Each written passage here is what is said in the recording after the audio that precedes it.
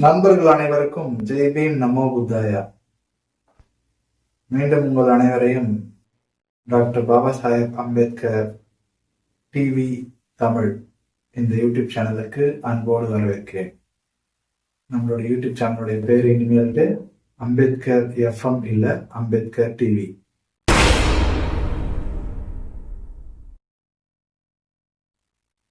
நான் ஒரு மாசத்துக்கு மேல ஆகுதுன்னு நினைக்கிறேன் வீடியோ போட்டு. ஒரு மிகப்பெரிய ப்ரிப்பரேஷன் போயிட்டு இருக்கு. கூடிய விரைவில் அம்பேத்கருடைய வால்யூம்ஸ் ஒரு ஃபுல் ஃபிளெட்ஜ்ல ஒரு டிஃபரெண்டான மெத்தட்ல அப்ரோச்சோட உங்ககிட்ட சேரும் அப்படின்னு நான் உறுதியளிக்கிறேன். அதுக்கு முன்னாடி தொடர்ந்து செய்திகளை பார்க்கறதுனாலையும் உலக விஷயங்களை தெரிஞ்சுக்கிறதுனாலையும் உங்ககிட்ட சில விஷயங்களை பேசணும் அப்படின்னு எனக்கு தோணுச்சு. அதுக்காக தான் இந்த வீடியோ. முதல் விஷயம், உலகத்துல நடக்கிற போர்கள். நான் டெய்லியும் பிபிசியில நியூஸ் பார்ப்பேன். இப்ப தமிழ்லேயே வருது, அதனால தமிழ்லேயே பார்ப்பேன். பிபிசி தமிழ் இந்த யூடியூப் சேனல்ல டெய்லியும் சாயங்காலம் உலக செய்திகள் அப்படின்னு சொல்லி போடுவாங்க. அதுல பெரும்பாலும் இந்த போர் சம்பந்தமான நிகழ்ச்சிகளை கவர் பண்றாங்க. இதை பார்க்கும்போது எனக்கு என்ன தோணுது அப்படின்னா, இந்த போர்கள் அனைத்துமே எந்த ஒரு நாட்டுடைய மக்களுடைய உண்மையான நலனுக்காகவோ எதிர்காலத்துக்காகவோ பண்றது இல்லை. முழுக்க முழுக்க அந்த அதிகாரத்தில் இருக்கக்கூடிய தலைவர்கள் அவங்களுடைய அதிகாரத்தை தொடர்ந்து தக்க வச்சுக்கிறதுக்காகவும், நாங்க அதிகாரத்தில் இருக்கிறதுனாலதான் நீங்க எல்லாம் காப்பாற்றப்பட்டு இருக்கீங்க, நீங்க எல்லாம் பழகிறீங்க அப்படின்னு சொல்றது மாதிரியான சில விஷயங்களுக்காகவும் தான் இந்த போர்கள் நடத்துறாங்களே தவிர, உண்மையான உலக நலனுக்கோ மக்களுக்கு நல்லது செய்யறதுக்காகவோ இந்த போர்கள் நடக்கிறது இல்லை அப்படின்றது தெளிவா நான் புரிஞ்சுக்கிட்ட ஒரு விஷயம். உங்களுக்கும் அது நல்லா புரியும் அப்படின்றது நான் நினைக்கிறேன். இன்னைக்கு பிபிசியில ஒரு நியூஸ் பார்த்தேன். ஆப்கானிஸ்தான்லயோ எங்கேயோ தன்னுடைய குழந்தைக்கு உணவளிக்க முடியாம ஒரு தகப்பன் மிகப்பெரிய மன துயரத்துக்கு ஆளாகியிருக்காரு. 10 வயசோ 8 வயசோ என்னவோ அவருடைய பொன் குழந்தைக்கு. அவரால் சாப்பாடு கொடுக்க முடியல. இன்னும் சின்ன குழந்தைங்க எல்லாம் எனக்கு சாப்பாடு கொடுன்னு சொல்லி கேட்டு அவர்கிட்ட அழறாங்க. ஆனா அவரால் அதை பண்ண முடியல. அவருக்கு வேலையும் இல்லை, வேலைக்கு போகலாம்னு நினைச்சாலும் வேலை இல்லை. இப்படி ஒரு சூழ்நிலையில வாழறாரு அவர். அப்போ இந்த போர்கள் அந்த ஒரு மக்கள் வாழற ஒரு சூழ்நிலை எந்த அளவுக்கு மாத்திருப்பாருங்க. இன்னும் மேல அவருக்கு இன்னொரு கொடுமையும் இன்னொரு தரப்பனுக்கு இன்னொரு கொடுமையும் நடந்திருக்கு. என்னன்னா, அவருடைய குழந்தைக்கு அப்பண்டிஸ் ஆபரேஷன் பண்ணணும். அதுக்கு அவர்கிட்ட காசு இல்லை. அதனால என்ன பண்ணிட்டாருன்னா, அவருடைய பொண்ணை அவர் வித்துட்டாரு. எவ்வளவு வித்துட்டாருன்னா, ஒரு $3000 வித்துட்டாரு. அவர் என்ன சொல்றாருன்னா, என் குழந்தை என் கையில இருந்துச்சுன்னா கண்டிப்பா செத்துடும். ஏன்னா அதுக்கு ஆபரேஷன் பண்றதுக்கோ, தொடர்ந்து ஆபரேஷனுக்கு அப்புறம் அதுக்கு சிகிச்சை அளிக்கிறதுக்கோ, இல்லைன்னா அதுக்கு சரியான உணவு கொடுத்து பாதுகாக்கிறதுக்கோ எனக்கு வசதி இல்லை. என்னை சுத்தி அதுக்கான சூழ்நிலை உருவாக்குறதுக்கான வாய்ப்பும் எனக்கு இல்லை. அட்லீஸ்ட் என் குழந்தைய வித்துட்டேன்னா அந்த குழந்தை உயிரோடவாது இருக்குமே, வாங்கி போறவங்க எப்படியாவது காப்பாத்தி அதை உயிரோட வச்சுக்குவாங்கல்ல, அதனால நான் என் குழந்தைய வித்துறேன் அப்படின்னு சொல்றாரு. அந்த வாங்கி போறவங்க யார் அப்படின்னா, அவருடைய தூரத்து சொந்தமா. அவங்க என்ன பண்ண போறாங்கன்னா, 10 வருஷம் கழிச்சு அந்த பொண்ணை அவங்க பையனுக்கோ யாருக்கோ கல்யாணம் பண்ணி தர போறாங்க. அதுக்காக அந்த பொண்ணு அவங்க இப்ப காசு கொடுத்து வாங்கி போறாங்க. பாருங்க, மக்கள் எவ்வளவு கஷ்டத்துல இருக்கிறாங்க. இது நியூஸ்ல கஷ்டம். இன்னும் சொல்ல முடியாத பயங்கரமான கஷ்டங்கள். தினம் தினம் பிஞ்சு குழந்தைங்களை குண்டு போட்டு சாவடிக்கிறது, இந்த மாதிரியான பல செய்திகளை பார்த்துட்டு தான் இருக்கிறோம். ரொம்ப கேவலமா இருக்குது. ஒரு 50-60 வருஷத்துக்கு முன்னாடி வேணும்னா நாம இதெல்லாம் தெரியாம இருக்கலாம். இந்த உலகம்ன்றது ரொம்ப பெருசு, நாம வேற வேற நாட்டுல இருக்கிறோம், முடிஞ்ச வரைக்கும் நம்ம எல்லாத்தையும் சுரண்டிக்கணும், அழிச்சிடணும், நம்ம கைக்குள்ள வச்சுக்கணும் அப்படின்னு நினைச்சிருக்கலாம். அது அறிவியல் இல்லாத காலம், இல்ல அறிவியல் குறைந்த அறிவியலா வெளிப்பாடு, இல்ல அறிவுத்திறன் இருந்த காலம். எக்ஸ்போஷர் அப்படின்றாங்க இல்லைங்களா, சயின்ஸோட எக்ஸ்போஷர் நமக்கு இல்லை அந்த அளவுக்கு. இப்ப அப்படி இல்லை இல்லையா. இப்ப நம்ம எல்லாருக்குமே தெரியும், சின்ன சின்ன குக்கிராமங்கள் இருக்கவங்களுக்கு கூட தெரியும், உலகத்துடைய எல்லா மூளைக்கும் இன்டர்நெட் போயிடுச்சு. எல்லார் கையிலயும் ஒரு ஸ்மார்ட் போன் இருக்கு, எல்லார் கையிலயும் கூகுள் ஆப் இருக்கு. எல்லாரும் பிளே ஸ்டோர்ல அவங்களுடைய ஒரு ஜிமெயில் ஐடி வச்சு ஓபன் பண்ணி இந்த உலகத்தோட இணைஞ்சிருக்கிறாங்க. எல்லாருக்கும் யூடியூப் தெரியுது, இன்ஸ்டாகிராம் தெரியுது, டிக்டாக் தெரியுது, இன்னும் என்னென்னவோ இருக்கோ எல்லாமே எல்லாரும் பயன்படுத்த ஆரம்பிச்சிருக்கிறாங்க. சின்ன சின்ன, அதாவது எப்படி சொல்றது, பாதை இல்லாத ஊர்கள் இருக்கிறவங்க கிட்ட கூட இன்டர்நெட்டும் செல்போனும் இருக்கு. அப்படின்னு பாத்தீங்கன்னா இந்த உலகம் ரொம்ப சின்னதாயிடுச்சு அப்படின்றத விட ஒரு முக்கியமான விஷயம் எனக்கு என்ன தோணுதுன்னா, இந்த உலகம் ஒன்னே ஒண்ணுதான் இருக்கு அப்படின்ற விஷயம் எல்லாருக்கும் தெரிஞ்சிச்சு. எல்லாருக்குமே தெரியும், நம்ம கிட்ட இருக்கிறது ஒரே ஒரு உலகம் தான். வேற எங்கேயும் நம்மளால இப்போதைக்கு போய் வாழ முடியாது அப்படின்றது ரொம்ப தெளிவான விஷயம், எல்லாருக்குமே இது தெரிஞ்சிச்சு. அப்படி இருக்கிறப்ப, அதாவது இதை நான் எப்படி சொல்ல விரும்புறேன்னா, நாம எல்லாருமே இப்ப இருக்கிறது ஒரு வீட்டுக்குள்ளதான். ஒரு வீட்டுக்குள்ள இருக்கிறவங்களுக்குள்ள ஒருத்தருக்குள்ள மனஸ்தாபமோ கஷ்டமோ ஏற்பட்டா அதை பேசி தீர்த்துக்கணுமே தவிர அடிச்சு ஒருத்தர் கொண்டுகிட்டு தீர்த்துக்க முடியாது. அப்படி ஒரே வீட்டுல இருக்கிறவங்க ஒருத்தர் கொண்டுக்கணும்னு முடிவு பண்ணாங்கன்னா அந்த வீட்டுல கடைசியா யாருமே இல்லாம போறதுக்கான சூழ்நிலை தான் உருவாகும். இளம் தலைமுறையில எல்லாம் சண்டை போட்டு வெட்டி செத்துட்டாங்கன்னு வச்சுங்களேன், முதியவர்களால் என்ன பண்ண முடியாது, அதுக்கு அடுத்து புதிய தலைமுறையை உருவாக்க முடியாது. அவங்க கிட்ட வயசு இல்லை, சக்தி இல்லை, அவங்க வயசாகி இறந்துருவாங்க. அப்படின்னா அவங்க கொஞ்ச நாள்ல அந்த வீடு ஆள் இல்லாத ஒரு மயானமா, ஒரு வெட்ட வெளியா, ஒரு வீணான நிலமா மாறிடும். மனித இனமே அழிஞ்சு போயிடும். அதை நோக்கிதான் நம்மளுடைய தலைவர்கள் நம்மளை கொண்டு போயிட்டு இருக்காங்க. அவங்களுடைய ஈகோக்காக நம்மள எல்லாரையும் அழிக்க, அப்பாவி ஜனங்களை அழிக்க பயன்படுத்திட்டு இருக்காங்க இந்த போர்களை வச்சு. நான் ஒரு யுஎஸ்ஏ மாதிரியான, ஒரு அமெரிக்கா மாதிரியான ஒரு உயர்ந்த ஒரு மிகப்பெரிய சக்தி வாய்ந்த நாடுடைய தலைவராக இருக்கிறேன்னா நான் என்ன பண்ணுவேன் அப்படின்னா, முதல் ஆளா அணு ஆயுதங்களை நான் என்னுடைய நாட்டுல இருந்து அழிக்கிறேன். இனிமேல் அணு கதிர்களை பயன்படுத்தி மின்சாரம் தயாரிக்கிறதுக்கான அந்த அணு ஆயுத செயல்முறையை மின்சாரம் தயாரிக்கிறதுக்கான இல்லைன்னா ஒரு மேம்பட்ட வேற ஏதாவது அறிவியல் பூர்வமான மக்களுக்கு நல்லது செய்யக்கூடிய விஷயங்களுக்கு மட்டும்தான் பயன்படுத்துவதை தவிர எந்த ஒரு காரணத்து கொண்டோ உலக நாடுகள் மீது மற்ற எந்த நாடுகள் மீது நான் அணு ஆயுத தாக்குதலில் ஈடுபட மாட்டேன். இது உலக அமைதிக்காக உலகத்துடைய தலைவர் அப்படின்ற முறையில நான் இருக்கிற ஒரு முன்னெடுப்பு. எல்லா நாடுகளும் அந்த மாதிரி அவங்களுடைய அணு ஆயுதங்களை தொடர்ந்துடணும். எல்லாரும் அந்த அணு பிளவு இல்ல அந்த அணு சேர்க்கை அப்படின்ற அந்த அணு கதிர் சம்பந்தமான விஷயங்களை பயன்படுத்தி மின்சாரம் தயாரிக்கிறதோ இல்ல வேற ஏதாவது நல்ல முயற்சிகள் மூலயமா மக்களுக்கு பயன்படக்கூடிய செயல்கள் மட்டும் செய்யுங்க. அதுக்கு தொடக்கமா நானே இருக்கிறேன், உங்களை எல்லாரையும் ஊக்குவிக்கிறேன், அதுக்கான விஷயங்கள் நம்ம செய்வோம் அப்படின்னு தான் போகணுமே தவிர என்ன தவிர வேற எவனும் வச்சுக்க கூடாது, எவனெல்லாம் வச்சுருக்கணும் அவனெல்லாம் நடிப்பேன் அப்படின்னு சொல்றது ரொம்ப கேவலமான ஒரு தலைமையா இருக்குது. இது எல்லாத்தையும் தலைவர்கள் இப்படி செய்யறாங்க. ஆனா தலைவர்கள் யாரும் என்ன பண்றது இல்லைன்னா தரையில இறங்கி களத்துல இறங்கி சண்டை போடுறது இல்லை. அப்பாவி ஜனங்களான நமக்கு தான் ஏதோ ஒரு சின்ன கூலியை கொடுத்து துப்பாக்கியை கையில கொடுத்து நீ என்னுடைய படை வீரன்னு சொல்லி சண்டை போட்டு வைக்கிறாங்க. நாமளும் கண்மூடித்தனமா அந்த மகாபாரதத்துல அர்ஜுனன் கிட்ட கிருஷ்ணன் சொன்ன மாதிரி என் எதிரில் இருக்கிறவன் சக மனுஷன் தானே, என் மாமன் மச்சான் தானே, என் அண்ணன் தம்பி தானே அப்படின்னு சொல்லி கேட்கும் போது அர்ஜுனன் சொல்றாரு, இது எப்படி நான் கொல்றதுன்னு கேட்கிறப்ப கிருஷ்ணர் சொல்றாரு, அங்க இருக்கிறவங்க எல்லாம் யாருன்னு நினைக்கிற, உன் சொந்தக்காரன் நினைக்கிறியா, இல்ல கொல்ற நீ நீ நினைக்கிறியா, சாவரம் எவன்லாம் அவன் நினைக்கிறியா, எல்லாமே நான் தான், நீயும் நான் தான், நானும் நான் தான், அவனும் நான் தான். அதனால உனக்கான தர்மம் என்ன, பிரச்சனை வந்தா சாவடிக்கணும், நீ சாவடி அப்படின்னு சொல்லி எல்லாரையும் கொன்னதுக்கு மாதிரியான ஒரு கதை இருக்கிற மாதிரி இப்ப நாம எல்லாரும் என்ன பண்ணிட்டு இருக்கோம், ஒருத்தர் கொண்டுட்டு இருக்கோம். எதுக்காக கொண்டுட்டு இருக்கோம், யாரோ ஆர்டர் போடுறாங்க அதனால கொள்ளணும். தலைவர்கள் திருந்துவாங்களா அப்படின்னா கஷ்டம். ஏன்னா அந்த ஒரு பவர்ல இருக்கிற அந்த ஈகோ மிக பெருசு. அவங்க கிட்ட அந்த பவர் இருக்கு அப்படின்ற ஒரு ஈகோ. பவர் இல்லை அப்படின்றது யார் உணர்த்த முடியும்னா, எவனா துப்பாக்கி ஏந்தி களத்துல நின்று போராடுறானோ அவெல்லாம் துப்பாக்கியை கீழே போடணும்.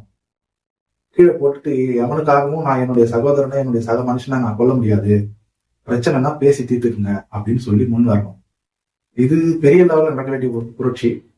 ஆனா எனக்கு தோன்றதை நான் சொல்றேன், இப்படி நடந்தா இந்த உலகம் சுபிட்சமா இருக்கும், துப்பாக்கிகளே இல்லாத ஒரு உலகத்தை உருவாக்குறது தான் நல்லதா இருக்கும் அப்படின்னு எனக்கு தோணுது.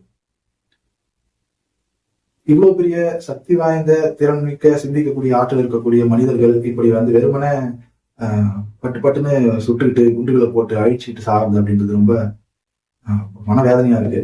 அதை எப்படியாவது தடுத்து நிறுத்தணும் அப்படின்றது என்னுடைய முதல் விஷயமா இருக்கு. இன்னைக்கு நான் பேச போற விஷயத்துல உலக அமைதிக்காக நாம எல்லாரும் போரை எதிர்த்து போராடும், நம்மளால முயற்சிகளை செய்வோம். ரெண்டாவதா நாம இப்ப பார்க்க போற விஷயம் விஜய் டிவிகே ஆட்சி. இப்ப நம்ம அப்படி சொல்லிட முடியாது, விஜய்னு சொல்ல முடியாது, மாண்புமிகு முதல்வர் விஜய் அவர்கள். நான் ஒரு விஷயத்தை தெளிவுபடுத்தி விரும்புறேன். நடிகர் விஜயை எனக்கு சுத்தமா பிடிக்காது. அது எதனாலன்னு எனக்கு தெரியல. அவருடைய நடிப்புல எனக்கு பெருசா ஆர்வம் கிடையாது. ஏதோ ரொம்ப எனக்கு பிடிக்காதுன்னு வச்சுங்களேன். ஆனா முதலமைச்சர் விஜயா, மாண்புமிகு முதலமைச்சர் விஜயா அவர் ரொம்ப சிறப்பாக செயல்பட்டு இருக்காரு. ஆனா இப்ப பாத்தீங்கன்னா தொடர்ந்து அவர் மேல மிகப்பெரிய பழிகளும் குற்றச்சாட்டுகளும், எங்க போனாலும் விஜய் இதை கேட்கலையே, விஜய் இது பண்ணலையே, அது பண்ணலையே, இதை பண்ணலையே, இவர் ஆட்சியில பாருங்க கரண்ட் கட் ஆகுது, இவர் ஆட்சியில பாருங்க கொலை நடக்குது, இவர் ஆட்சியில பாருங்க இப்படி ஆகுது அப்படி ஆகுதுன்னு தொடர்ந்து ஒரு ஆட்சி மேல இது பண்ணிட்டு இருக்காங்க. இது ஒரு உதாரணம் சொல்லணும்னா எனக்கு எப்படி தோணுதுன்னா, இன்னொரு விஷயம், நிறைய நடுநிலையான யூடியூப் சேனல்கள், செய்தி சேனல்கள் சொல்லக்கூடியவங்க எல்லாருமே கூட ரீச்காக, பப்ளிசிட்டிக்காக கேவலமா நடந்துக்கிறாங்க. இந்த ஒரு ஆளை போட்டு ஏடாகமா அடிச்சிட்டு இருக்காங்க. இது கொஞ்சம் கூட நியாயம் இல்லை அப்படின்னு எனக்கு தோணுது. அதுக்கு இப்ப நான் ஒரு உதாரணம் சொல்ல போறேன். சிம்பிளான உதாரணம், எல்லாருக்கும் இது நல்லா புரியும். ஒரு குழந்தைய ஒரு அம்மா இல்ல ஒரு குடும்பம் என்ன பண்ணுதுன்னா, ஒரு பையனை பெற்று வளர்க்குது. நல்லா அவங்களுக்கு எந்த வழியில தெரியுதோ அந்த வழியில எல்லாத்தையும் அவனை வந்து வளர்த்துட்டாங்க. அவன் வந்து ஒரு வளர்ந்துட்டான், ஒரு வயசுல இருக்கிறான். கல்யாணம் பண்ணி கொடுக்குறாங்க. கல்யாண வயசு வந்துச்சு, கல்யாணம் பண்ணி கொடுக்குறாங்க. புதுசா, அதாவது கல்யாணம்ன்றத வந்து நாம எப்படி சொல்லலாம்னா, ஒரு ஒரு ஒரு ஆள்கிட்ட இருந்து புதுசா ஒரு ஆள்கிட்ட அந்த அதிகாரம் இல்லைன்னா வந்து ஒரு பழக்க வழக்கங்கள், ஒரு புதிய உறவு கூட நடக்க போகுது அப்படின்னு வச்சுக்கலாம். அந்த மாதிரி ஒரு சூழ்நிலை வருது. இத்தனை வருஷம் வளர்த்து, இத்தனை வருஷம் அவனுக்கு எல்லாத்தையும் சொல்லி கொடுத்து, அவனுடைய நடவடிக்கைகள், அவனுடைய நல்லது கெட்டது எல்லாத்தையும் பார்த்து அவனுக்கு எல்லாத்தையும் பண்ண இவங்க கல்யாணம் ஆகி ஒரு 6 நாள் 7 நாள் இல்ல ஒரு 10 நாள்ல இவ வந்ததுனாலதான் என் பிள்ளை இதெல்லாம் பண்றான், இவன் வந்த பிறகுதான் இவன் இந்த மாதிரிலாம் நடக்கிறான், இந்த மாதிரிலாம் தப்பு பண்றான், இவனை சுத்தி இந்த மாதிரிலாம் நடக்குது அப்படின்னு சொன்னா எப்படி இருக்குமோ அந்த மாதிரிதான் இன்னைக்கு விஜய் ஆட்சிக்கு வந்த உடனே நம்ம சுத்தி இருக்கிற எல்லாருமே என்ன பண்றாங்கன்னா, இந்த ஆட்சி வந்த பிறகுதான் இப்படி நடக்குது, இதெல்லாம் சரியில்லை, அது சரியில்லை, இது சரியில்லைன்னு சொல்ற மாதிரி இருக்குது. இத்தனை வருஷமா வளர்த்தது யாரு? நம்ம 1947 சுதந்திரம் அடையும், 51 குடியரசு மாறும். கிட்டத்தட்ட 1967 இருந்து இந்த ஆட்சியை செஞ்சுட்டு இருக்கிறவங்க 2 திராவிட கட்சிகள், திமுக, அதிமுக. இவங்கதான் மாத்தி மாத்தி மாத்தி மாத்தி ஆட்சி செஞ்சாங்க. அப்ப இந்த பிள்ளைய இத்தனை வருஷமா, தமிழ்நாடுன்ற பிள்ளைய இத்தனை வருஷமா வளர்த்தவங்க யாரு? அதுக்கு நல்லது கெட்டது, அதுக்கு உள்ள பழக்கங்கள், அதுக்கான செய்கைகள் எல்லாத்தையும் சொல்லி கொடுத்தது யாரு?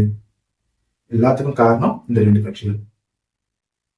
இன்னைக்கு திடீர்னு வந்து அதிகாரம் 2 பேருக்கிட்டையும் இல்லாம புதுசா ஒரு ஆள் கிட்ட போன உடனே அவன் வந்ததுனாலதான் இந்த பிரச்சனை எல்லாம் தொடங்குச்சு அப்படின்னு சொல்றாங்க. இது எந்த விதத்துல வந்து சரியா இருக்கும்? அதான் இது வந்து எப்படின்னா, தான் மேல தப்பு இல்லை அப்படின்னு ஒரு பெத்தவங்க தப்பிச்சுக்கிறதுக்கு மருமக மேல பழி போடுற மாதிரி இப்ப நடக்குது இந்த விஷயங்கள்லாம்.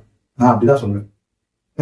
விஜய் அவர்கள், மாண்புமிகு முதலமைச்சர் விஜய் அவர்களுக்கு நான் சொல்லிக்கிறது இதுதான், கேட்டுக்கிறது, சொல்லிக்கிறதுன்றத விட கேட்கறது என்னுடைய விருப்பம். அப்படின்னா, நீங்க இதை எதையும் காதல் வாங்காதீங்க. உங்களால முடிந்த வரை ஒரு நல்லாட்சியை கொடுக்கறதுக்கு முயற்சி பண்ணுங்க. இப்பவே வந்து நீங்க உங்களுடைய செயல்பாடுகள் எல்லாமே சூப்பரா தான் இருக்கு. ஒரு பொறுப்பேற்ற உடனேயே போயிட்டு எதிர்கட்சிகள், மூத்த தலைவர்கள் எல்லாரையும் பார்த்து வாழ்த்து பெற்றது, எல்லாரையும் வந்து மரியாதையோட போய் பார்த்தது அப்படின்றதே மிகப்பெரிய விஷயம். அதுக்கப்புறம் தொடர்ந்து நீங்க இந்த சில டாஸ்மாக் கடைகளை மூடந்து, அப்புறம் 200 யூனிட் ஃப்ரீ கொடுத்தது, அதுக்கப்புறம் வந்து சிங்கப்பெண் போலீஸ் படை அமைச்சது, இது எல்லாத்தையுமே வந்து நீங்க தெளிவா அழகா நல்லாவே பண்ணிட்டு இருக்கீங்க. சிறப்பா பண்ணுங்க. சாலைகள் ரொம்ப மோசமான சாலைகளா இருக்கு. இந்த நகரத்தை, இந்த சிட்டியை, இந்த தமிழ்நாட்டையே புதுசா வடிவமைக்க முயற்சி பண்ணுங்க.